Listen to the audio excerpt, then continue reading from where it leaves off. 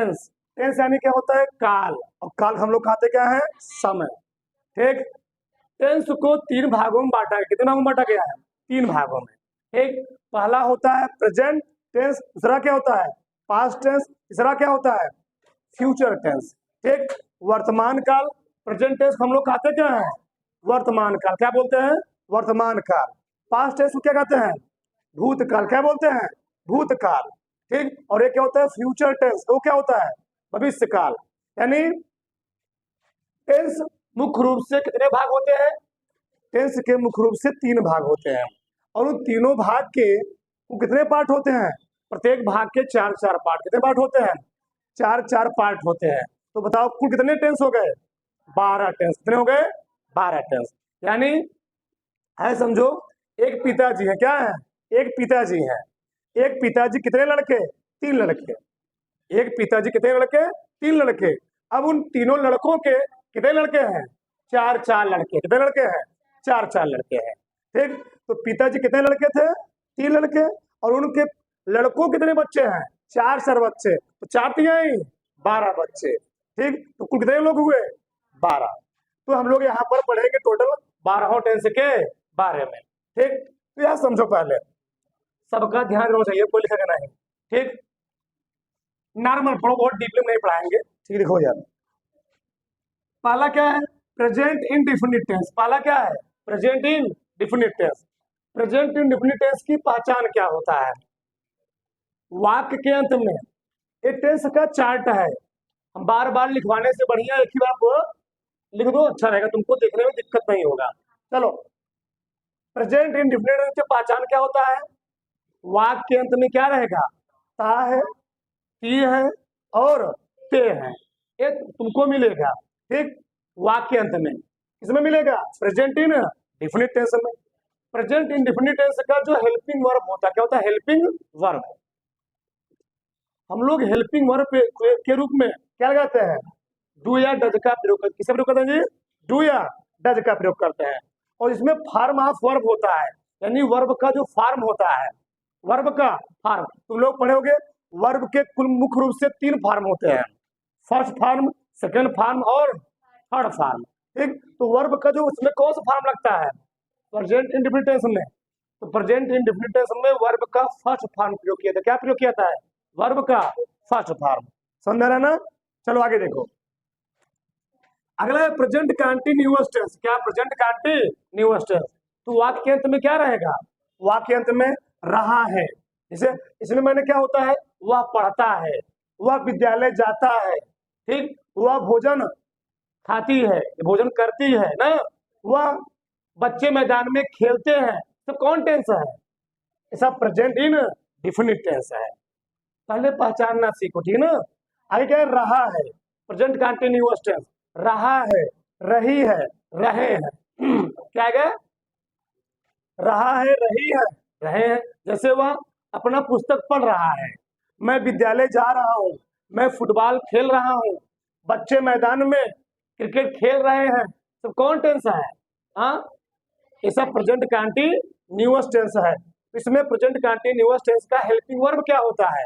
हम लोग helping verb के रूप में क्या यूज करते हैं? इज, एम, आर यूज करते हैं। समझा ना?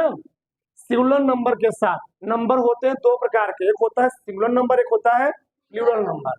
तो सिंगुलर नंबर के साथ हम लोग क्या लगाएंगे? इज लगाएंगे। और आई के साथ क्या लगाएंगे? एम लगाएंगे।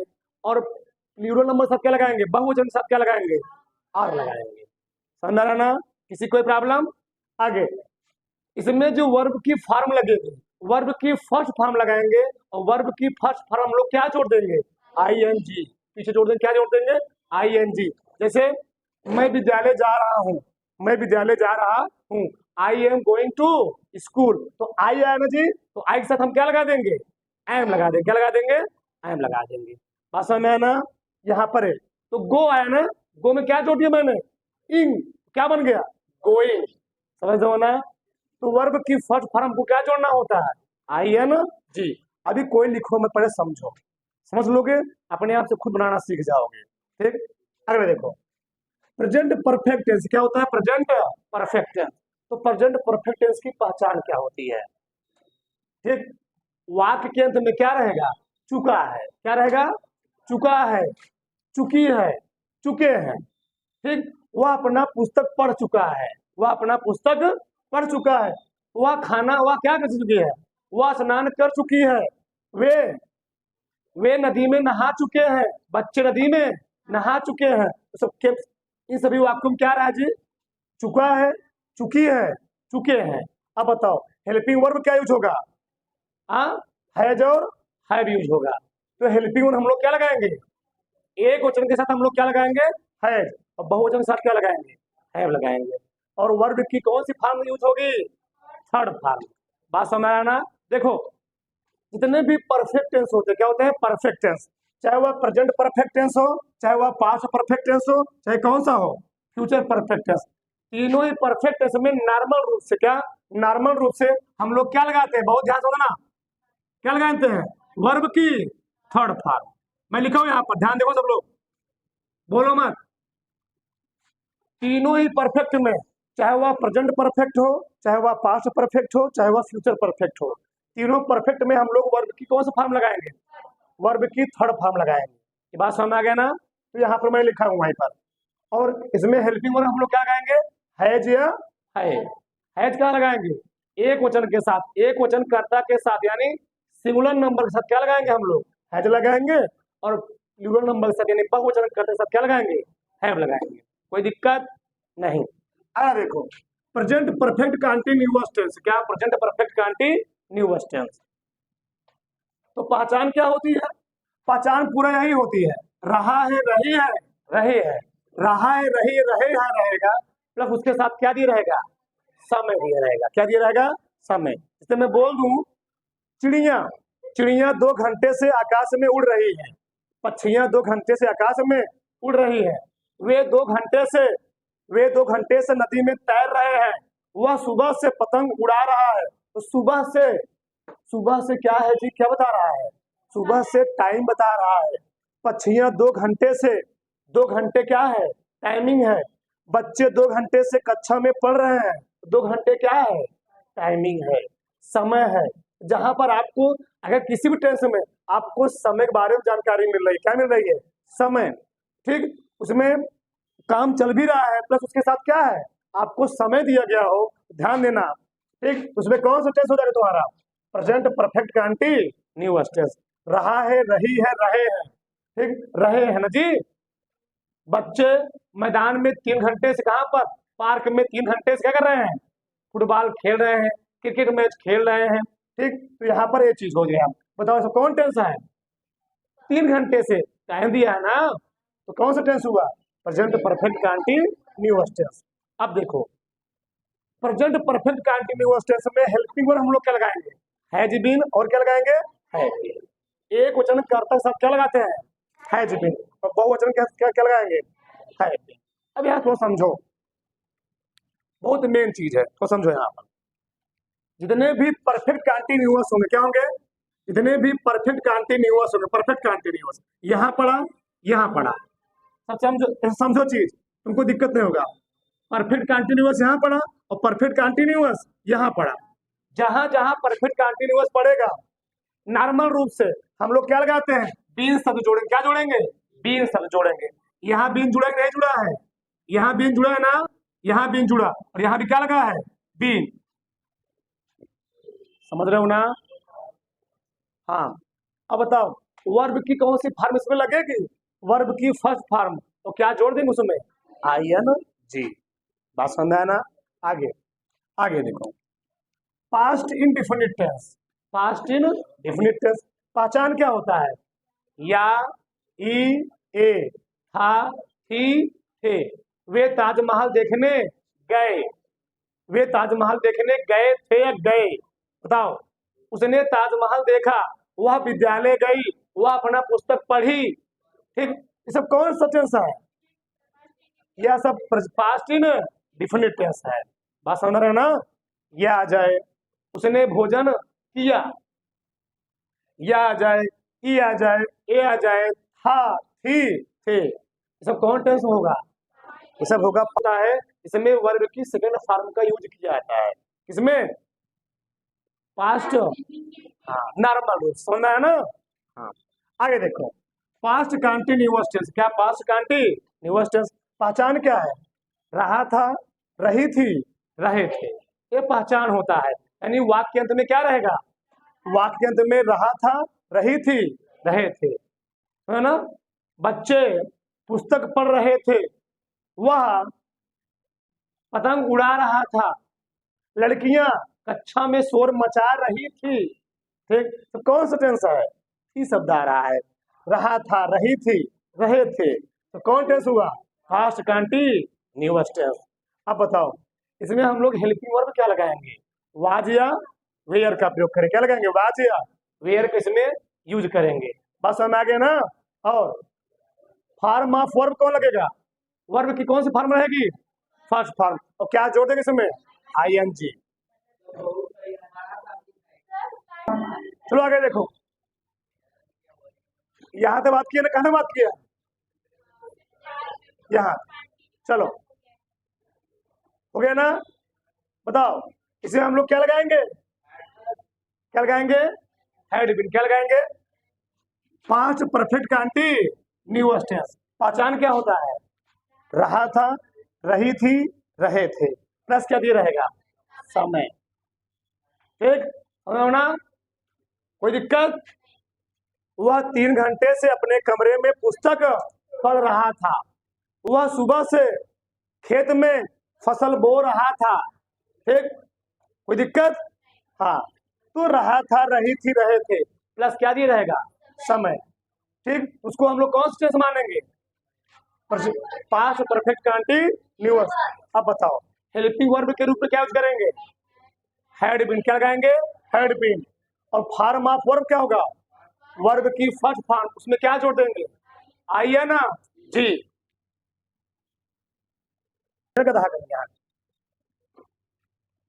आगे देखो, अगला है फ्यूचर इन डिफिनिट टेंस। क्या है फ्यूचर इन डिफिनिट टेंस? पहचान क्या होता है? वाक्य के अंत में क्या रहेगा? गागी के। ठीक, गागी गे, क्या वह गाना गाएगी, वह विद्यालय जाएगी, बच्चे अपना पुस्तक पढ़ेंगे। सब कौन सा टेंस इसमें आ जाएगा? Future indefinite tense. बताओ, एक वचन कर्ता के साथ हम लोग क्या लगाएंगे? विल। सिंगुलर नंबर साथ क्या लगाएंगे? विल। और प्लूरल नंबर साथ क्या लगाएंगे? शैल लगाएंगे। अगर बाध्यता आ गया, क्या आ गया? बाध्यता आ गया, यानी तुमको बाध्य कर दिया, ठीक, तुम पर जोर डाला जा रहा है, तो पूरा नियम क्या होता है इसका? उल्टा हो जाता है। क्या हो जाता है? उल्टा हो जाता है। ठीक, तो वहां पर हम लोग क्या लगाएंगे? तो एक वचन कर्ता के साथ लगाते हैं शैल, बहुवचन के साथ क्या लगाएंगे? विल। आगे सब जानोगे। ठीक, इसमें वर्ब की कौन सी फॉर्म लगती है? वर्ब की फर्स्ट फॉर्म। कौन लगाएंगे? वर्ब की फर्स्ट फॉर्म लगाएंगे। अगला है फ्यूचर कंटिन्यूअस टेंस। कौन सा है? Future continuous tense. रहा होगा, पहचान क्या है? रहा होगा, रही होगी, प्लस क्या रहेगा? रहे होंगे। ठीक, इसका हेल्पिंग वर्ब क्या होता है? Will be. एक वचन कर्ता के साथ क्या लगाएंगे? Will be. और बहुवचन कर्ता के साथ क्या लगाएंगे? Shall be. कोई दिक्कत? एक वचन कर्ता के साथ आपको लगाना है विल बी, और बहुवचन के साथ क्या लगाना है? Shall be. अब बताओ, फॉर्म ऑफ वर्ब क्या रहेगा? वर्ब की फर्स्ट फॉर्म में हम लोग क्या जोड़ देंगे? I N G. I N G. कोई दिक्कत नहीं। आगे देखो, फ्यूचर परफेक्ट टेंस। क्या फ्यूचर परफेक्ट टेंस? पहचान क्या होता है? चुका होगा, चुकी होगी, चुके होंगे, वे अपना काम कर चुके होंगे, वे विद्यालय जा चुके होंगे। ठीक, समझो ना? सब कौन इसमें क्या राज्य? वे अपना काम कर चुके होंगे, चुके होंगे, वह विद्यालय जा चुकी होगी, घोड़ा सड़क पर दौड़ चुका होगा। तो कौन टेंस है? Future perfect tense. तो जब फ्यूचर परफेक्ट टेंस होगा, इसकी पहचान वाक्य अंत में ए रहेगा, इसमें हम लोग हेल्पिंग वर्ब क्या लगाएंगे? विल है और शैल है। एक वचन कर्ता के साथ लगाएंगे विल है, और बहुवचन कर्ता के साथ क्या लगाएंगे? शैल है। तो फॉर्म ऑफ वर्ब क्या रहेगा? Third form. क्या लगाएंगे? Third form. इतना बात समझ में आई? यहां तक किसी कोई दिक्कत जी नहीं? आगे देखो इधर। चलो, अगला है फ्यूचर परफेक्ट कंटिन्यूअस टेंस। कौन सा है? Future perfect continuous tense. पहचान क्या होता है? रहा होगा, रही होगी, प्लस क्या है? रहे होंगे, और प्लस तुमको इसमें क्या दिया रहेगा? समय दिया रहेगा। कोई दिक्कत? रहा होगा, रही होगी, प्लस रहे होंगे, और तुमको इसमें क्या दिया रहेगा? समय। बच्चे 3 घंटे से कहाँ पर? क्लास में पढ़ रहे हो, कक्षा में पढ़ रहे होंगे, पढ़ रहे होंगे। 3 घंटे क्या है? समय है। ठीक, कोई दिक्कत? हमने बोल सकता हूं किसान सुबह से अपने खेत में फसल काट रहा होगा, तो सुबह से क्या है जी? समय है। हम 10 वर्षों से चंदौली में रह रहे होंगे या कलकत्ता में रह रहे होंगे, ये क्या है? 10 वर्षों से, ये क्या है? समय है। हम 1998 से मुंबई में रह रहे होंगे या दिल्ली में रह रहे होंगे, तो 1998 क्या है? समय है। तो ऐसे जब तुमको समय दिए रहेगा, वहां पर हम लोग रहा होगा रहेगा, रही होगी रहेगा, रहे होंगे, और तुमको क्या दिए रहेगा? समय। तो वहां पर हम लोग कौन से टेंस मानेंगे? Future perfect continuous tense. समझ में आ रहा ना? एक ही चार्ट में तुमको सब समझ में आना चाहिए। 50 बार लिखवाने से कोई मतलब नहीं है। ठीक, तुमको डाउट क्रिएट होगा। ठीक, बताओ हेल्पिंग वर्ब क्या कहेंगे? सिंगुलर नंबर के साथ, एक वचन कर्ता के साथ। हिंदी में वचन होते 3, एक वचन, द्विवचन, बहुवचन। एक वचन, द्विवचन, बहुवचन। और अंग्रेजी में वचन होते हैं द्वि।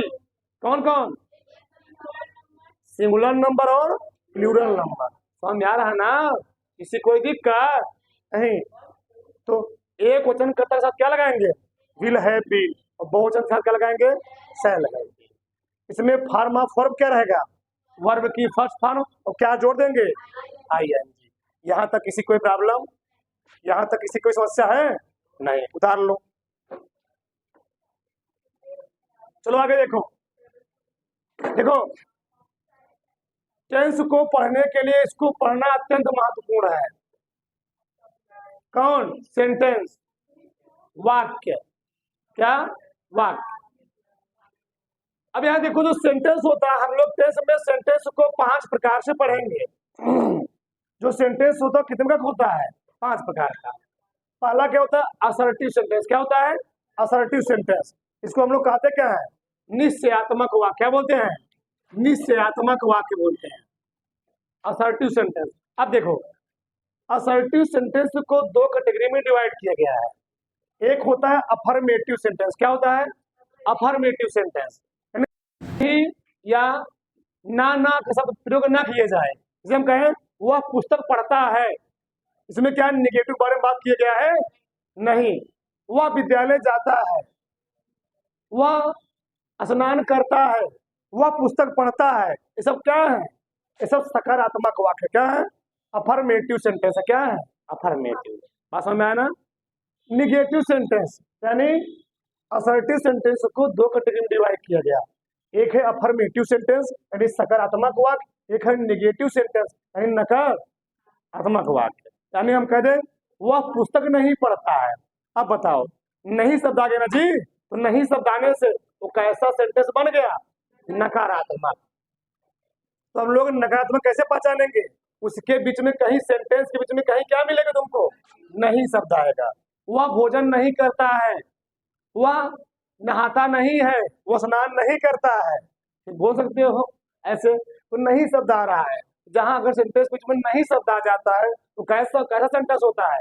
नेगेटिव यानी नकारात्मक वाक्य होता है, नेगेटिव सेंटेंस। बात समझना? अगला है इंट्रोगेटिव सेंटेंस। क्या है? Interrogative sentence. इंट्रोगेटिव नाम ही इसका है। इसमें, इस सेंटेंस में, इस प्रकार के वाक्यों में उनसे क्या किया जाएगा?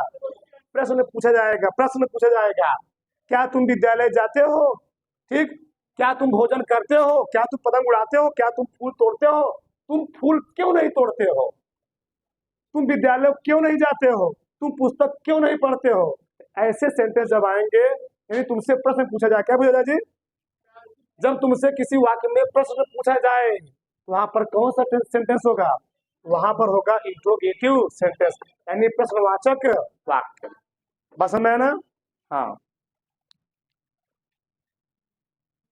चलो आगे देखो। तो प्रश्नवाचक वाक्य भी होता है दो प्रकार का। ठीक, एक होता है सिंगल इंट्रोगेटिव, इंट्रोगेटिव सेंटेंस दो प्रकार का। एक होता है सिंगल इंट्रोगेटिव और एक होता है डबल इंट्रोगेटिव। ठीक, तो सिंगल इंट्रोगेटिव और डबल इंट्रोगेटिव यहाँ जगह में लिख दे रहा हूं। एक होता है सिंगल इंट्रोगेटिव, बोलो मत। दूसरा क्या होता है? Double interrogative.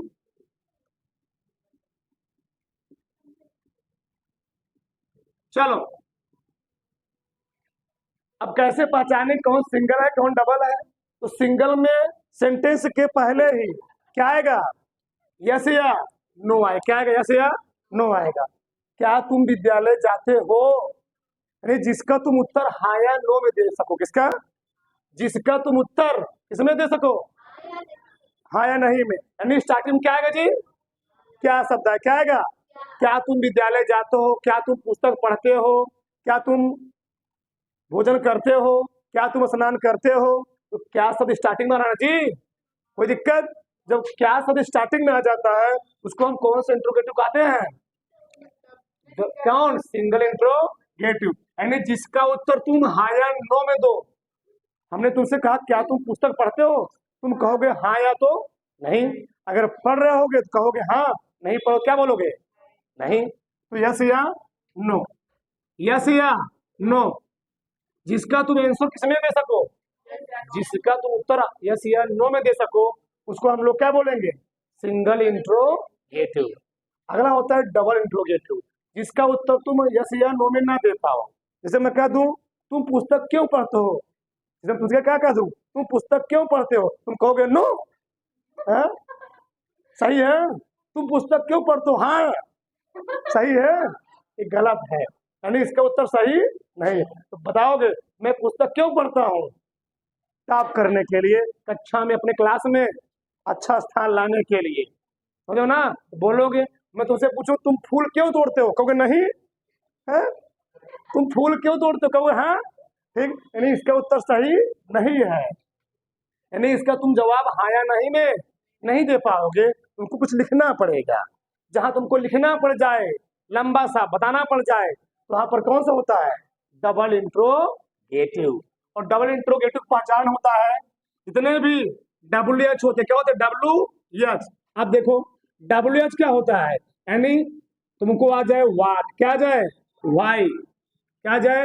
Y, where, when, whose, whom।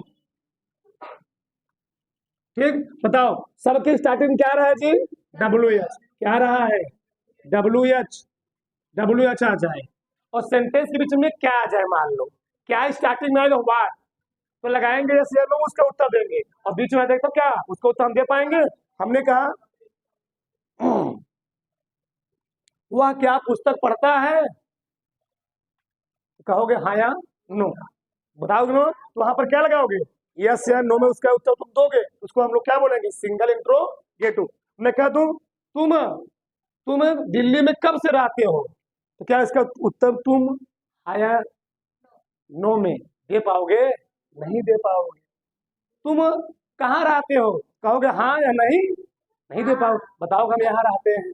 ठीक, तो वहां पर क्या होता है? WH। क्या लगाएंगे? WH। यानी उसको हम लोग क्या बोलेंगे? Double interrogative. और देखो यार पूरे टेंस में हम लोग यही केवल पढ़ेंगे, इसी के दो बारे पूरा जिक्र करेंगे। कौन कौन सा? एक पढ़ेंगे असर्टिव सेंटेंस, दूसरा क्या पढ़ेंगे?